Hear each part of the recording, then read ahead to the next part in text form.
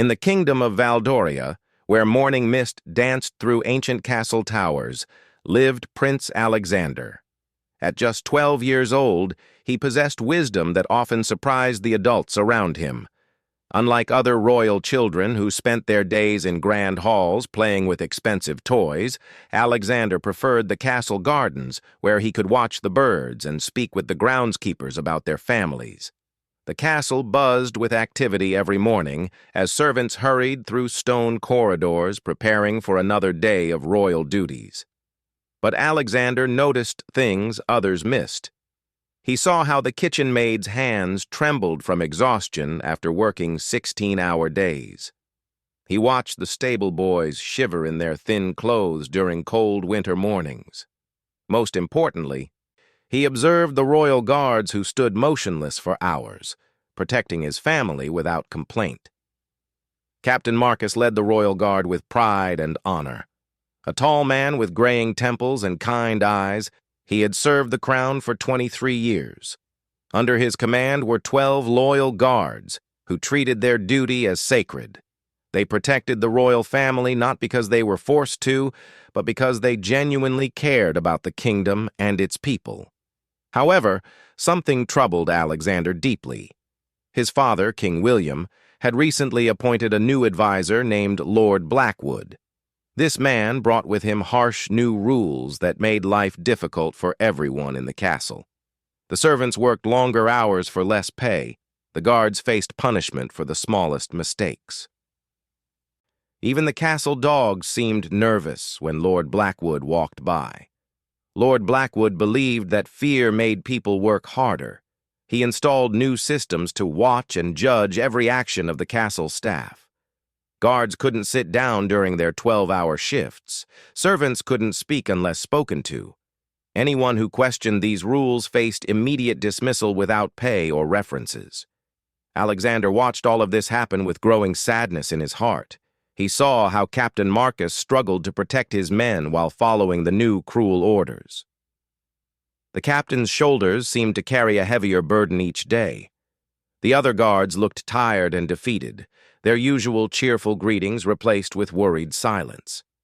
One evening, while walking through the castle gardens, Alexander overheard Captain Marcus speaking quietly with his lieutenant, Thomas. They stood near the rose bushes, thinking no one could hear them. "I cannot ask my men to continue like this," Captain Marcus said, his voice heavy with concern. "Yesterday, Lord Blackwood made young Peter stand guard for 18 hours straight. The boy nearly collapsed from exhaustion." Lieutenant Thomas nodded sadly. "The men are talking, Captain.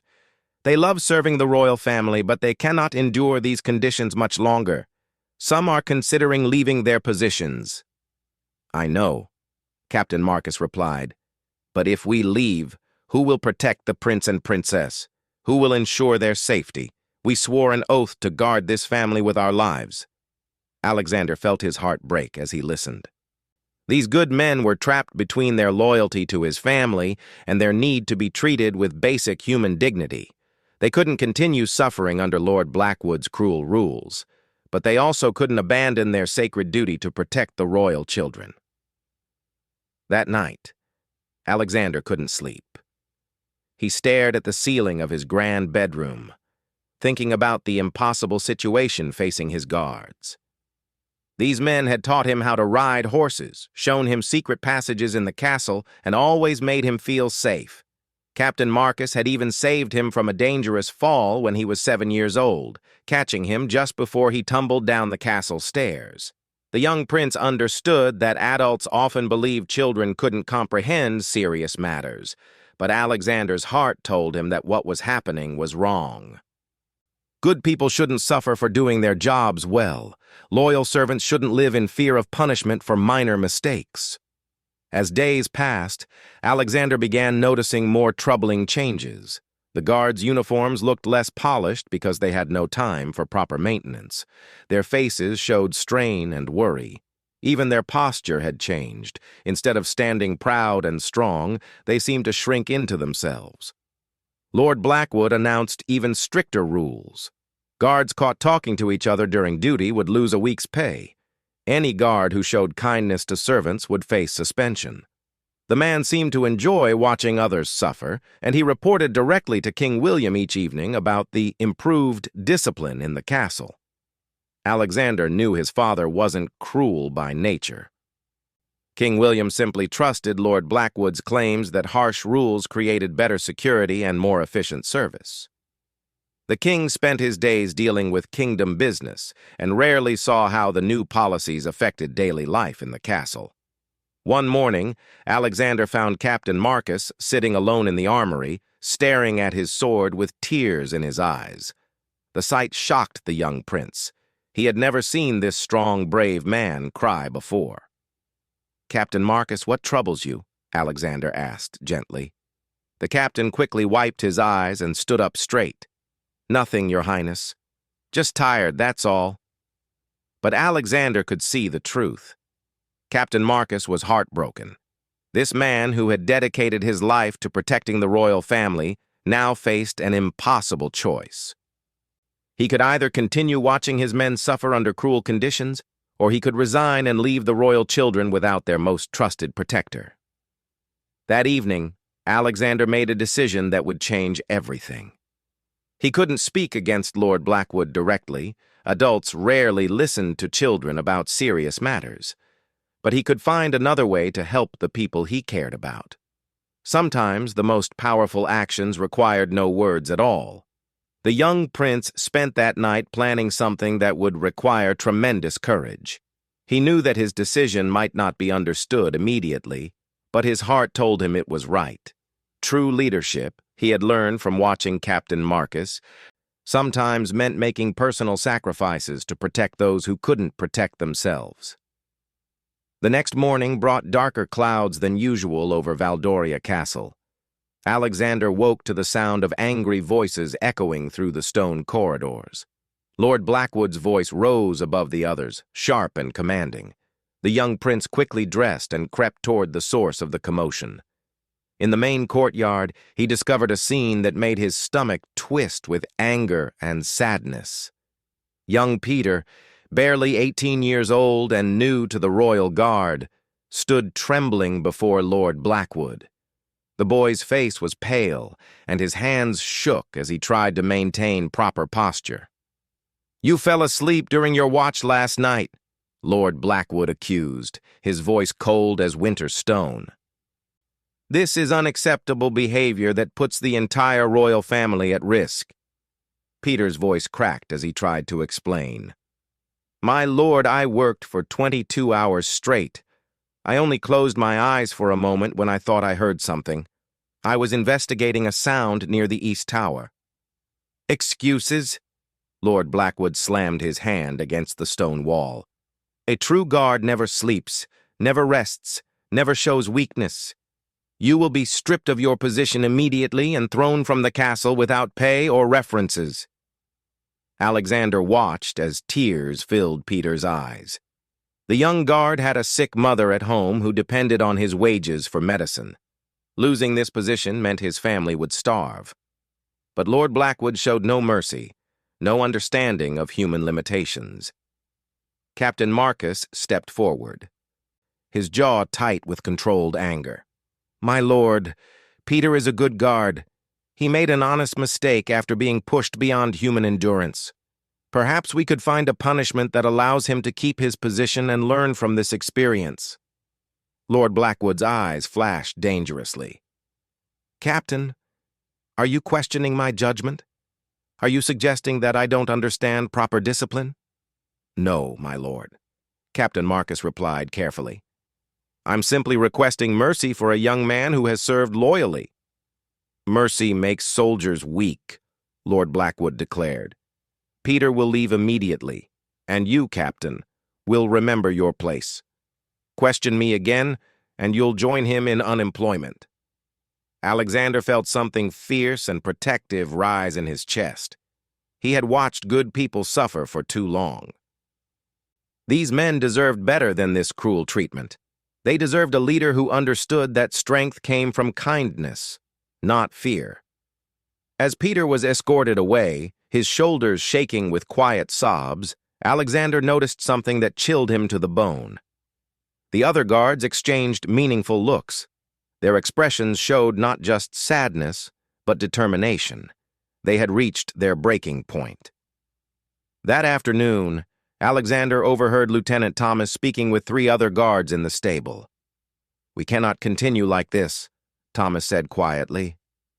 "Peter was a good man who made one small mistake after being worked like a machine. If Lord Blackwood can destroy him so easily, none of us are safe." Guard Samuel nodded grimly. "My wife begs me to find other work. She says I've changed, become nervous and fearful. She's right. I'm not the man I used to be." "But what about our oath?"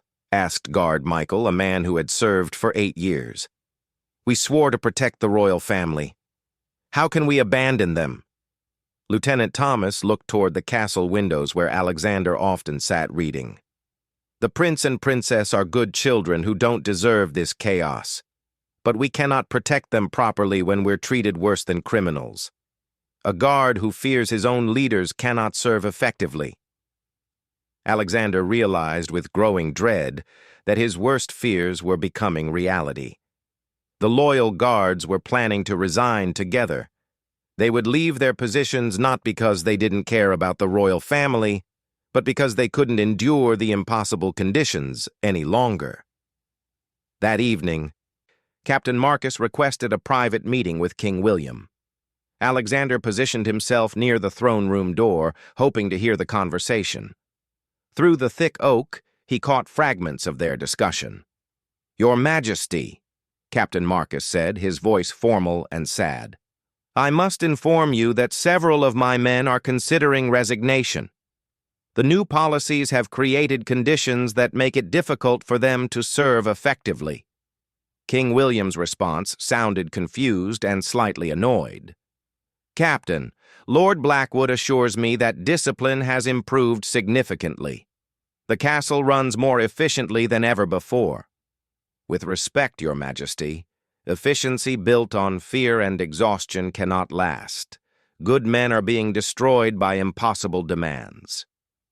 Young Peter was dismissed today for a minor mistake that occurred after 22 hours of continuous duty. Lord Blackwood explained that Peter's negligence could have endangered my children, the king replied. "Surely you understand that their safety comes before one guard's comfort?" Alexander heard the pain in Captain Marcus's voice as he responded. "Your Majesty, I would die to protect Prince Alexander and Princess Isabella. But these harsh measures are driving away the very men who care most about their safety. When good guards leave, who will replace them? Men who serve for fear rather than loyalty make poor protectors."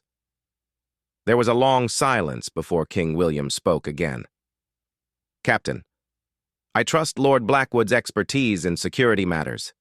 If you and your men cannot adapt to improved standards, perhaps it is time to consider new personnel." Alexander felt his heart sink. His father, influenced by Lord Blackwood's lies, was willing to lose the most loyal guards in the kingdom's history. Men who had served with honor for decades would be replaced by strangers who cared nothing for the royal family's welfare. That night, Alexander made his final decision. He could not stand by and watch good people suffer while his father remained blind to their pain.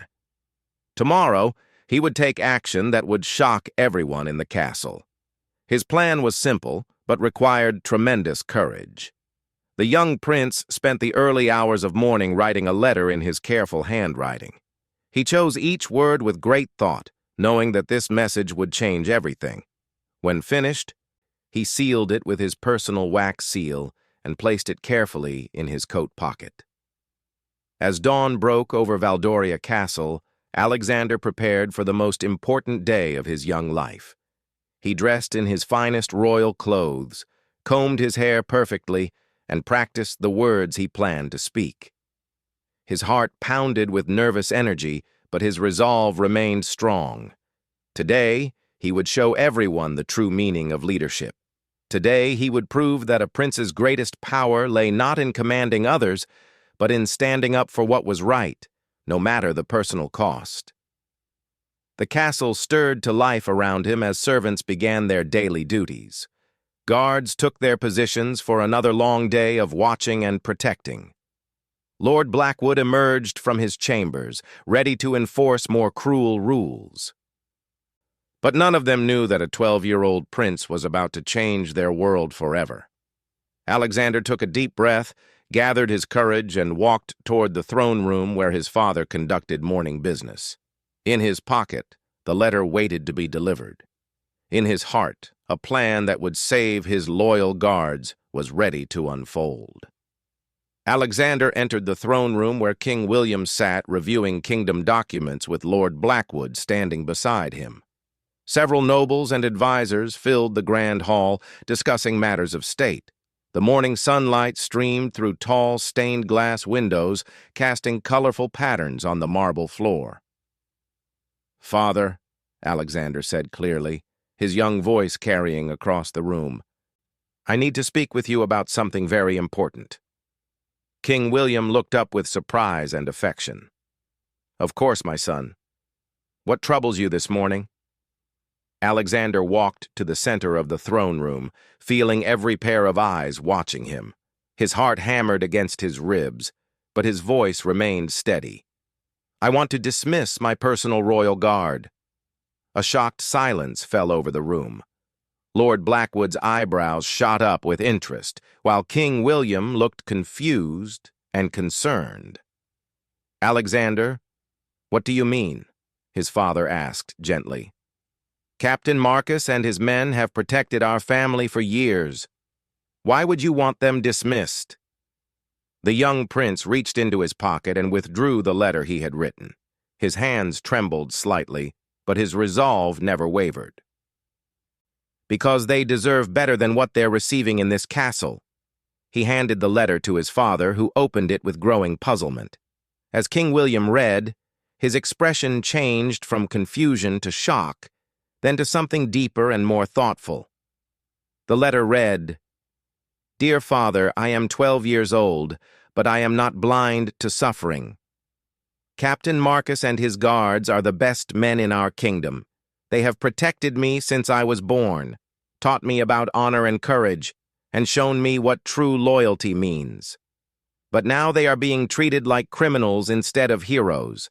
I cannot accept protection from men who are not allowed basic dignity and rest.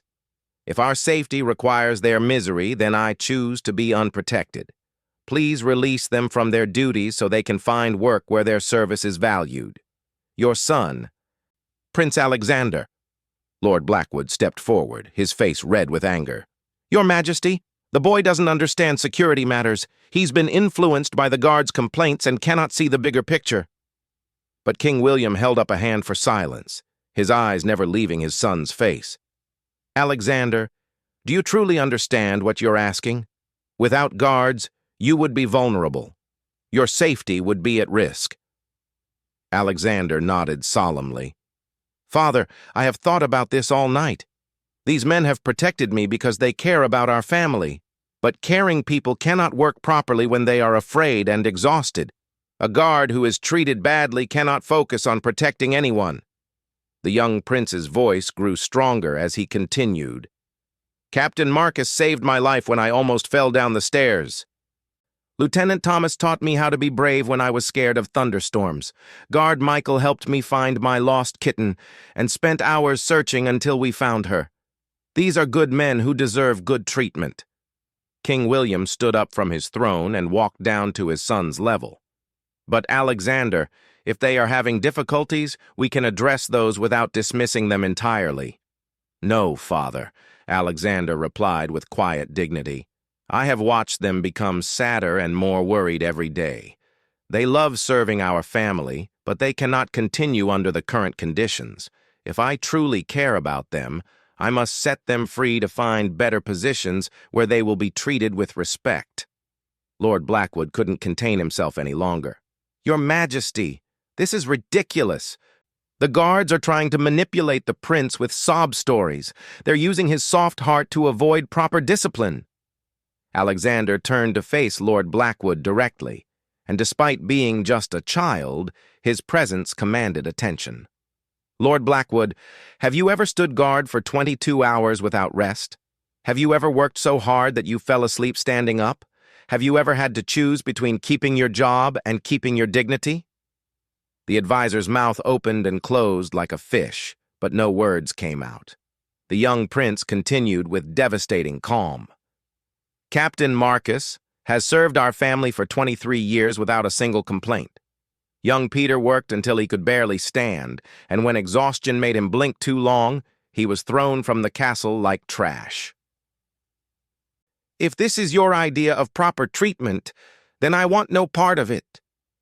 King William looked around the throne room, seeing his nobles and advisers with new eyes. Many of them nodded slightly in agreement with his son's words. Even they had noticed the changes in the castle's atmosphere since Lord Blackwood's arrival. "Very well," King William said slowly. "If this is truly what you want, Alexander, then I will respect your decision. Captain Marcus and his guards will be released from their duties with full honor and excellent references." Alexander felt both relief and sadness wash over him. "Thank you, Father, but I have one more request. I want to be the one to tell them." Within an hour, Alexander stood before the assembled royal guard in the castle's main courtyard. Captain Marcus and his 11 remaining men lined up in perfect formation, their faces showing confusion about this unexpected meeting. Alexander looked at each man individually, memorizing their faces. These were the people who had made his childhood safe and happy. Now he had to let them go to save them from further suffering. "Captain Marcus, Lieutenant Thomas, and all of you brave guards," Alexander began, his voice carrying clearly across the courtyard. "I have asked my father to release you from your duties." The guards exchanged shocked glances. Captain Marcus stepped forward, his face pale with concern. "Your Highness, have we failed in our service? Have we disappointed you in some way?" Tears filled Alexander's eyes, but his voice remained strong. "No, Captain. You have never failed me. Not once in my entire life.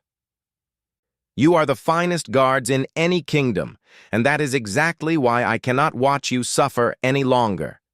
He pulled out a scroll containing their dismissal papers and official letters of recommendation. "My father has written the highest possible recommendations for each of you. Any lord or king who reads these letters will know that you are men of exceptional honor and skill." Lieutenant Thomas's voice cracked as he spoke. "Your Highness, we swore an oath to protect you. How can we leave you unguarded?" Alexander walked up to Captain Marcus and placed his small hand on the man's armored chest. "You taught me that a true protector must sometimes make hard choices. Today, I'm protecting you. I'm choosing your well-being over my own convenience." Captain Marcus knelt down to Alexander's eye level, tears streaming down his weathered face.